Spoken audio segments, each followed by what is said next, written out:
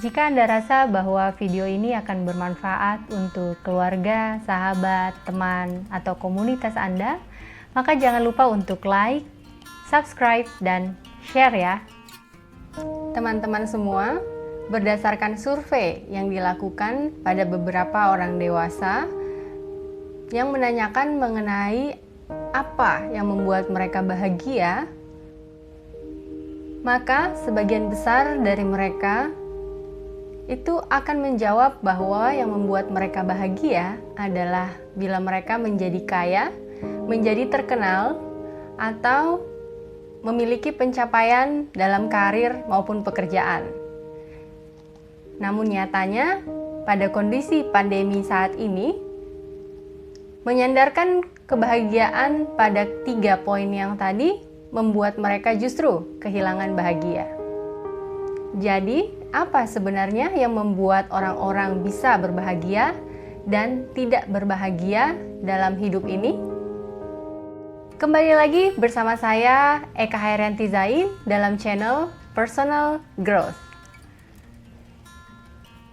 Pada video kali ini, saya akan membahas tentang apa yang sebenarnya membuat orang bahagia dalam hidup mereka di dunia ini. Ada satu penelitian yang dilakukan oleh psikiater dan psikoanalis di Harvard Medical School. Psikiater ini bernama Robert Waldinger. Robert Waldinger ini bersama timnya meneliti tentang kebahagiaan orang-orang selama 75 tahun. Mereka mengikuti kehidupan orang-orang tersebut mulai dari masa remaja hingga masa tuanya. Dan ada hal menarik yang didapatkan dari hasil penelitian tersebut. Apa hasilnya?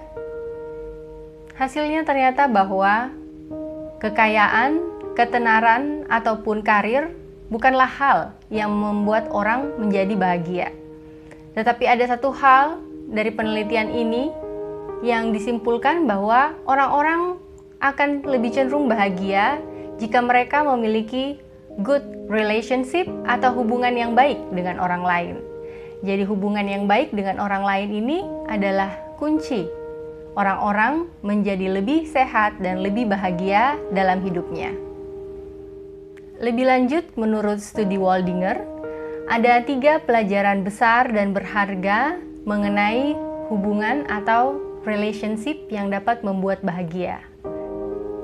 Yang pertama, hubungan sosial sangatlah baik untuk kita, dan kesepian itu membunuh. Orang-orang yang terhubung secara sosial dengan baik bersama keluarga, teman, atau komunitas, itu akan lebih sehat secara fisik dan lebih bahagia, serta memiliki usia hidup yang lebih lama dibandingkan dengan mereka yang kurang terhubung secara sosial dengan baik dengan orang lain. Kemudian, karena kita tahu bahwa dalam keramaian seseorang dapat merasa kesepian, maka pelajaran yang kedua adalah bukan banyaknya hubungan yang kita miliki, bukan banyaknya teman yang kita miliki, tetapi dalam hal ini, kualitas suatu hubungan dengan orang lain adalah yang menentukan kebahagiaan kita. Sehingga memang hidup dengan konflik dengan orang lain itu akan memperburuk kondisi kesehatan kita. Dan sebaliknya, jika kita memiliki hubungan yang baik dan hangat, maka itu merupakan salah satu faktor protektif untuk kita dalam menjalani kehidupan ini. Nah, yang terakhir, pelajaran ketiga adalah bahwa memiliki hubungan yang baik dengan orang lain itu merupakan suatu faktor protektif yang tidak hanya melindungi kesehatan fisik kita, tetapi juga akan melindungi fungsi dari otak kita. Memiliki hubungan yang dekat dengan orang lain, dan dalam hal ini, bila hubungan tersebut baik dan terasa secure, di mana kita bisa mengandalkan orang tersebut ketika kita membutuhkannya, ternyata akan membuat fungsi otak kita, terutama dalam hal memori, itu lebih bertahan lama. Jadi di masa tua kita tidak akan mudah menjadi pikun. Jadi teman-teman, memiliki ketiga faktor tadi yang sudah saya sebutkan menurut Waldinger, itu akan membuat kita semakin sehat dan lebih bahagia dalam menjalani kehidupan. Ini berdasarkan penelitian selama 75 tahun loh. Tapi kemudian, mengapa hal-hal mengenai hubungan ini sulit didapatkan dan sangat mudah untuk diabaikan?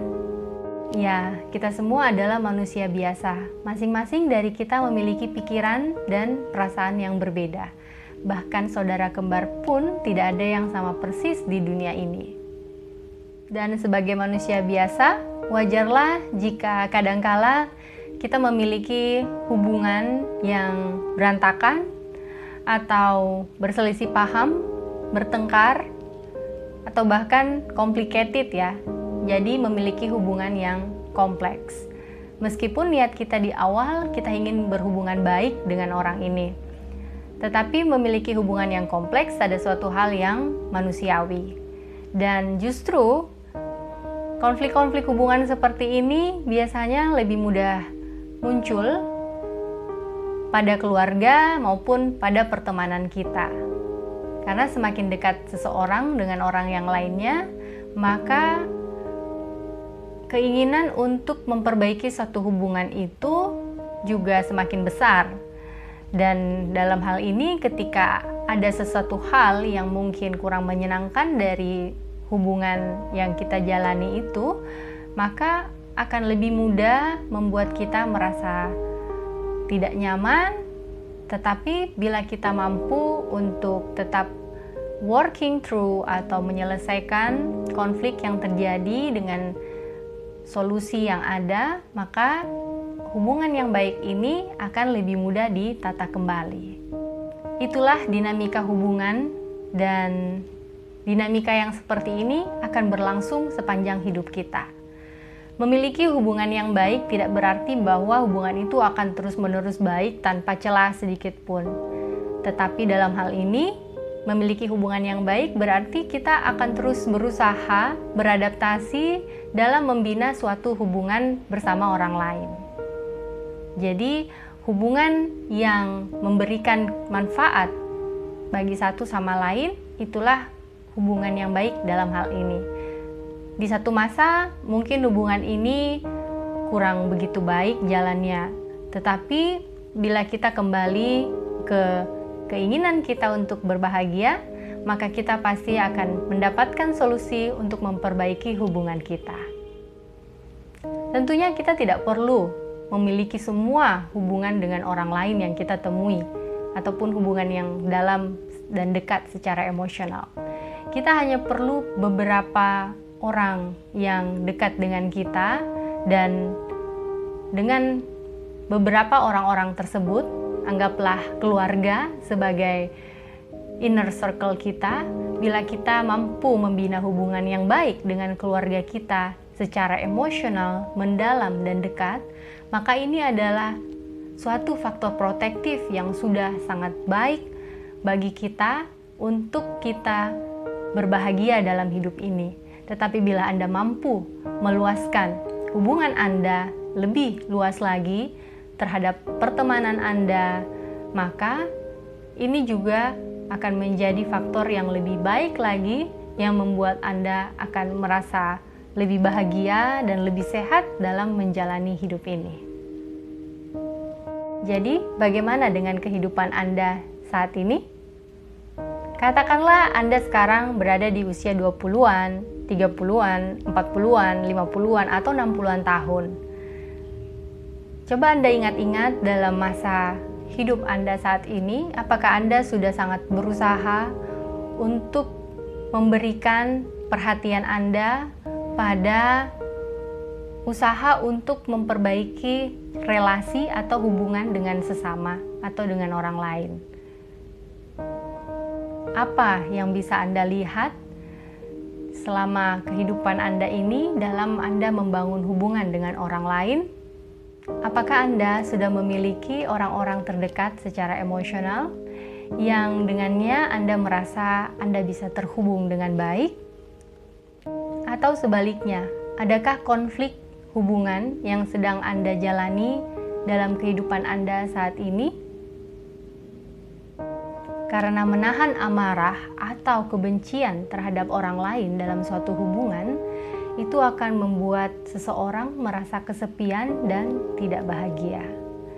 Jadi, bila Anda memiliki konflik, maka pikirkanlah solusi bagaimana Anda memperbaiki hubungan tersebut. Dan jika memang suatu hubungan sulit untuk diperbaiki karena satu dan lain hal, maka lepaskan. Kita akan bisa memulai hubungan yang lain dengan orang yang lain. Begitulah kehidupan terus berjalan. Tetapi bila hubungan itu Anda rasa worth atau sangat bermanfaat untuk Anda pertahankan, maka perbaikilah hubungan itu dan nikmatilah dalam berhubungan dengan orang itu serta syukuri keterhubungan Anda dengan dia. Lebih lanjut, menurut Waldinger dikatakan bahwa mempertahankan hubungan dengan orang lain tidak menggaransi kebahagiaan seseorang, terutama bila hubungan tersebut merupakan suatu hubungan yang patologis atau suatu hubungan yang penuh dengan konflik. Oleh karena itu, membina hubungan yang baik dalam hal ini sangat penting. Studi ini juga meneliti bagaimana orang-orang yang memiliki hubungan dari satu masa ke masa yang lainnya dengan orang-orang berbeda. Dan ternyata orang-orang tersebut justru lebih bahagia dibandingkan dengan bertahan pada satu hubungan yang patologis ataupun hubungan yang konflik. Oleh karena itu, dalam hal ini sangat perlu diketahui kapan kita fight atau bertahan dalam suatu hubungan dan kapan kita harus melepaskan hubungan tersebut karena tidak lagi bisa bermanfaat bagi satu sama lain. Oleh karena itu, kita dalam membuat suatu relasi atau hubungan dengan orang lain juga penting melihat ke dalam diri kita sendiri, apakah hubungan baik yang kita bina selama ini bermanfaat, dan apakah konflik yang selama ini kita berusaha atasi bersama dengan seseorang yang mana kita terhubung dengan dia itu juga memberikan ketenangan bagi diri kita. Itu merupakan satu hal yang penting ya. Jadi dalam hal ini, jika kita memiliki suatu hubungan yang baik dengan orang lain, itulah faktor protektif yang membuat kita lebih sehat dan lebih berbahagia. Coba deh kita ingat-ingat, kalau misalnya kita ingat sekarang, ada tidak orang yang kita pikirkan saat ini yang kita memiliki hubungan baik dengan dia? Maka orang itu adalah yang membuat Anda bahagia. Entah itu hubungan bersama suami, bersama istri, bersama anak-anak kita, ataupun bersama ibu dan bapak kita, atau bersama keluarga besar kita, bersama teman-teman kita, bersama sahabat kita. Hubungan-hubungan yang bermanfaat, yang baik, dan kita tahu bahwa kita memiliki kedekatan emosional yang baik dengan orang tersebut akan sangat membantu kita dalam menjalani stres kehidupan yang ada. Dan di situasi sekarang, kekayaan tidaklah membantu kita, ketenaran juga tidak membantu kita, bahkan karir juga tidak membantu kita. Tetapi mempunyai hubungan yang baik dengan orang lain yang bisa kita pertahankan, itulah yang membantu kita untuk merasakan kenyamanan dalam hidup dan berbahagia dalam hidup. Hargailah hubungan yang baik yang kita miliki dengan orang lain, dan dengan hubungan ini, marilah kita bersyukur dan lebih berbuat baik terhadap sesama. Sebagai kesimpulan, untuk merasakan lebih sehat dan lebih bahagia dalam hidup kita, maka milikilah usaha untuk terhubung dengan baik dengan orang lain. Berfokuslah memperbaiki diri dalam membina hubungan yang baik dengan orang lain, dan bersikaplah baik dengan orang-orang terdekat kita dan orang-orang yang kita temui dalam interaksi kita sehari-hari. Karena dengan kita bersikap baik, maka hubungan baik juga akan terbina, dan hubungan baik ini akan memberikan kredit bagi kita untuk merasakan kebahagiaan. Dan ingat, kurangilah sikap yang memikirkan materi melampaui kita memikirkan hubungan yang baik kita dengan orang lain. Karena seperti tadi yang sudah disampaikan oleh studi ini, kendatipun manusia sangat menginginkan kekayaan, ketenaran, ataupun pencapaian dalam pekerjaan yang baik, tetapi ternyata hal itu ketika sudah didapatkan bukanlah hal yang membuat seseorang itu bahagia dalam menjalani kehidupannya di dunia. Tetapi yang paling membuat bahagia adalah bila orang tersebut memiliki hubungan yang baik dan dekat secara emosional dengan orang lain. Tetaplah terhubung dengan orang-orang yang kita sayangi dan nikmatilah keterhubungan kita dengan orang-orang tersebut agar kita menjadi lebih sehat dan lebih bahagia dalam menjalani hidup.